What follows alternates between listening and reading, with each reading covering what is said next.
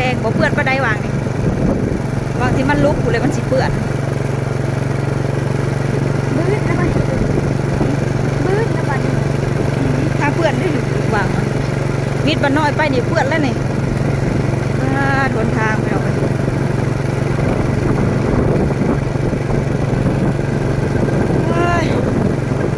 อื่นลูกบ่ได้ว่าจักซาเจ็บกระโตแล้วเว้ยอันนี้ก็บ้านนาบอกคือกันพี่น้องบ้านเฮาแต่ว่าเป็นบ้านน้อยบ้านนาบอน้อยนี่บ้านน้อยบ้านใหญ่ก็ได้มาอยู่บ้านใหญ่อันนี้บ้านน้อยมะม่วงพันละเจ็บกระโตอย่างบ่ได้แล้วซา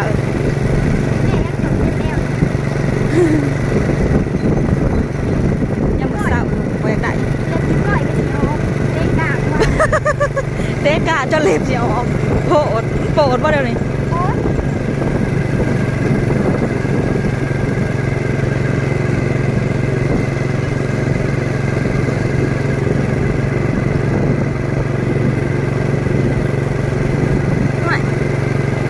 อเล็บอย่างคือเตวแท้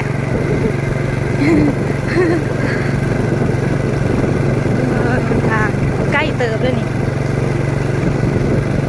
จักรักวะแต่บ้านเขาออกนา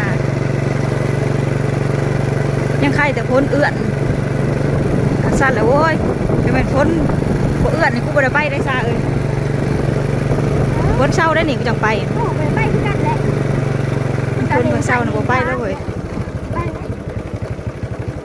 ปโลกกลางนี่แหละจะบ่เมินบาดเต้น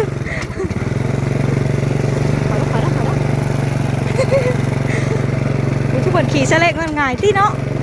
ขัดลงๆนะหนทาง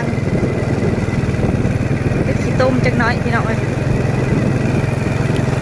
มีแต่หน้าพระเจ้าดำแล้วคนเลยนะคนนี้หน้าไปว่าถูกบรรยากาศขาดกันเลยบรรยากาศเขาก็กินหมูกระทะน้องเราซาผัดไทยไปดำนาแล้วกันแล้วกินหมูกระทะเสสวนไปจากสันอากาศแบบนี้อะไรวะให้กันไปดำนาโอ้ยกันแล้วกันเลย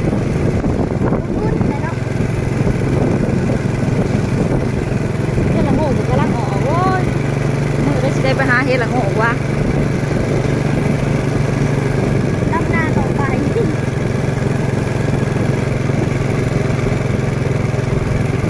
เฮ็ดออกแล้วก็ยุดหาเฮ็ดแล้วเว้ยมีแต่ป่าเฮ็ดเบิ่เลยแถวนี้นะเฮ็ดปวกยังบ่ออกจังหน่อยเฮ็ดปวกก็ออกต่อเลย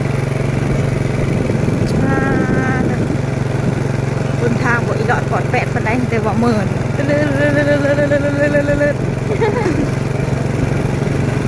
บ่อยากเที่ยว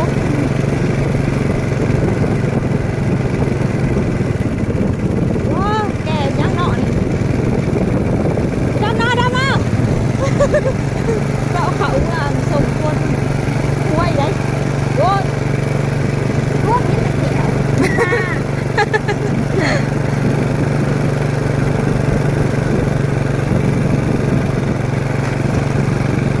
จะตายหนึ่งมิ้นขี่มุกมุ้ยก็มิ้นขี่มุกขึ้นมามีแต่เฮ็ดเชียงห่มเลี้ยวไปทางใดเพราะเฮ็ดละโง่ออกเฮ็ดเชียงห่มเขาห่มอยู่ต้องคนทางหมดเลยเละตุ๊เป๊ะกำลังสีหอดทางไว้เขาหน้าแล้วพี่น้องแต่ว่าทางก็ได้สวยหรูมากเลย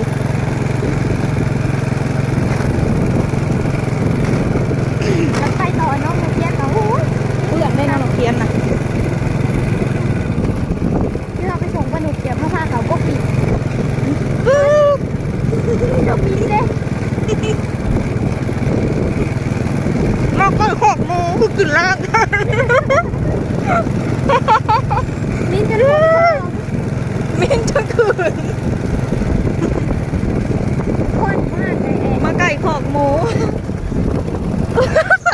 ชาเล่งคือเล่งตะนายได้ชาเล่ง เสียงว่าลึกปุ๊บปั๊บมาดูเพาะเฮ็ดกลางทางเนี่ยเนาะเพาะเฮ็ดดิบ่ไปดำหน้าแล้วกู เจ้าของทาง โอ้ยคนทางเขาหน้าพี่น้องเป็นอันนี้ขาดไปหมดเลยคนทางเขาหน้าคุณนายคือเป็นอย่างซี่โอ้ย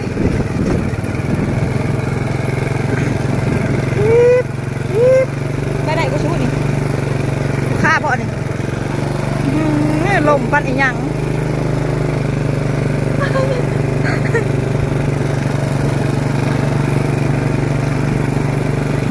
โอ้ย30เปลืองน้ำมัน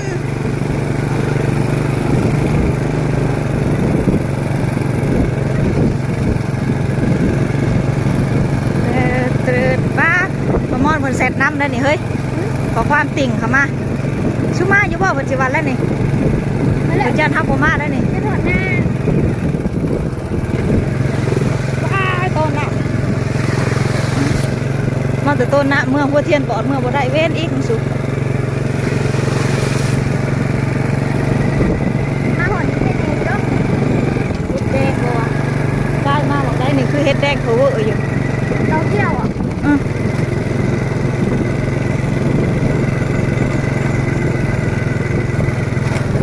แกงน้ำใหม่ดาลี่มัวเที่ยวเศร้าอยู่ อาแห้งบ่ ไม่เที่ยงคืนจะเศร้าไปเลยบ่ายม่วงจะไม่ขี้เข่า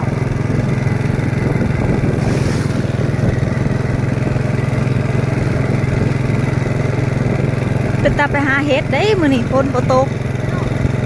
โอ้ แต่อยู่ป่าที่อยู่ มื้อนี้เขาลุงตุคืองามแท้นี่เขียวอีหลีว้าวเด้อเขายอดเรางามอีหลี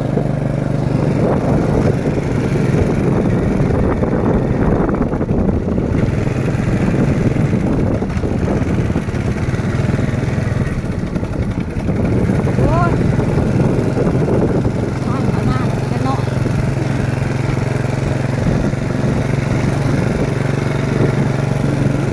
จะหนีไปเรียนรู้ ทางเขาหน้าคุณโนไม้คือหน่อยแท้อันนี้คือเป็นจังซี่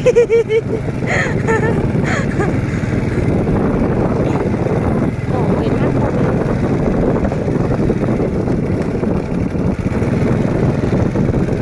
ฮอดแล้วพี่น้องเอ้ยนี่กำลังฮอดแล้วฮอดแล้วฮอดแล้วฮอดเทียงนาแล้วว้าวมึงเห่ากูยังมึงไม่เคยเห็นกูลืม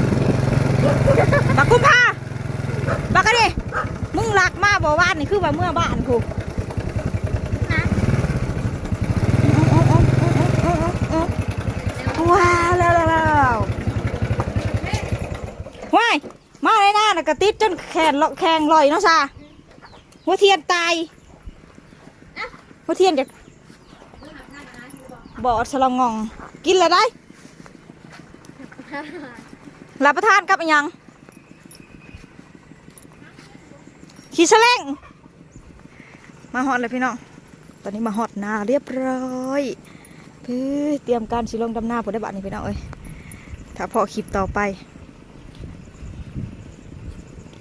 ถ้าเบิ่งคลิปน้องไม้ดำนาวันแรกแล้วก็ปีแรกจ้ะพี่น้องในรอบ10 ปีพี่น้องเอ้ย10 ปีได้น้องไม้บ่ได้ดำหายดำนาหวนมากับเพราะว่าหวนกลับอีกครั้งพี่น้องจ้าเปล่าผิดขออภัยอันนี้ข้าวหวานงามอยู่พี่น้องโอเคได้จ้ะพี่น้องมาเลี้ยงน้องไม้ขอจบคลิปซะก่อนเด้อถ้าบอกกันมาคลิปหน้าจ้ะพี่น้องสบายดีเด้อจ้า